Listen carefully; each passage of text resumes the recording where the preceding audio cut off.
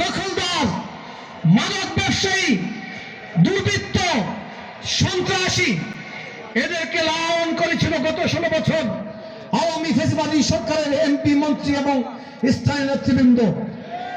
আমরা এই সকল চাঁদাবাজ, দখলদার, দুর্বৃত্ত, মাদক ব্যবসায়ী, সন্ত্রাসী, চোর ডাকাতদেরকে পুরোপুরিভাবে নির্মূল করতে চাই।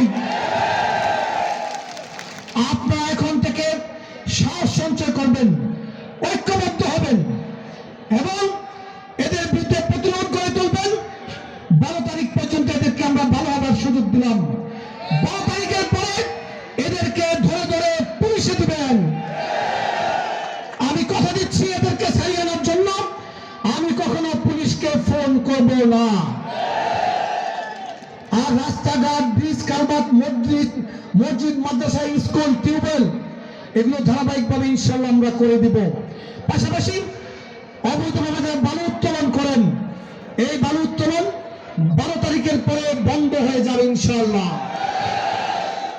এবং সালিশের নামে দুই পক্ষকে জিম্মি করে যারা টাকা আদায় করেন, তাদেরও এই সালিশি করা 12 তারিখের পরে বন্ধ হয়ে যাবে। বাজারের অব্যবস্থাপনা চলছে, যারা নির্ধারিত রেটের বেশি খাজনা নিচ্ছে, 12 তারিখের পরে 1 পয়সা আর বেশি কেউ খাজনা দিতে পারবে না ইনশাআল্লাহ।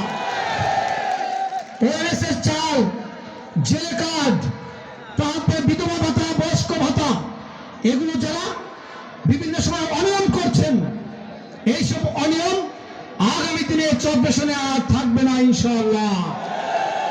প্রিয় উপস্থিতি, বক্তব্য শেষ করছি। যে চব্বিশন গত 16 বছর সন্ত্রাসের জনপদে পরিণত হয়েছিল, সেই চব্বিশনকে আমরা ইনশাআল্লাহ আগামী দিনে শান্তির জনপদে পরিণত করব। এই লক্ষ্যে 22 ফেব্রুয়ারি আপনারা প্রত্যেকেই নিজে যাবেন, ভোট কেন্দ্রে যাবেন, ভোট দিবেন। পাশাপাশি আপনাদের ভাই, বোন, বন্ধু বান্ধব, আত্মীয় স্বজন, প্রতিবেশী এবং পরিচিত জন সকলকে ভোট কেন্দ্রে নিয়ে যাবেন, ভোট